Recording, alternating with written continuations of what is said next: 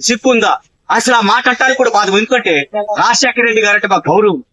రాజశేఖర రెడ్డి గారి బిడ్డగా ఒక జగన్మోహన్ రెడ్డి గారిని ఈ సమాజం అంతా స్వీకరించుకుంటూ అర్థం చేసుకోవచ్చని చెప్పి తెలియజేస్తూ, మరి నూతకి రవికిరణ్ ఇదే తెరాలి ప్రాంతంలో నూతకి రవికిరణ్ మాది కులాలకు చెందినటువంటి వ్యక్తిని అతి దారుణంగా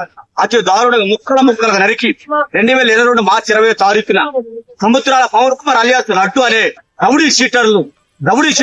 అత్యంత దారుణంగా క్రూరంగా చంపి శవాన్ని కూడా దొరక పరిస్థితులు చేస్తే ఆ రౌడీ షీటర్ని ఆ రోజు ఖండించినటువంటి జగన్మోహన్ రెడ్డి, ఆ రోజు ఆ ముత్తాయిలకే సపోర్ట్ చేసినటువంటి అప్పటి ఎమ్మెల్యే అన్నాబోతు శివకుమారు, ఆ ముత్తాయిలకు సపోర్ట్ చేసినటువంటి అప్పుడు ఎమ్మెల్యే అప్పుడు మా రాష్ట్ర మంత్రి వర్యులు మరి మేరుగు నాగార్జున గారు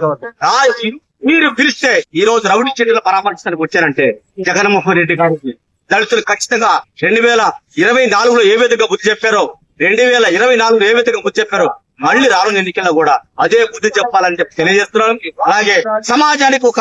విజ్ఞప్తి చేస్తా ఉన్నాను. అయా సమాజంలో ఉండే ఒకళ్ళు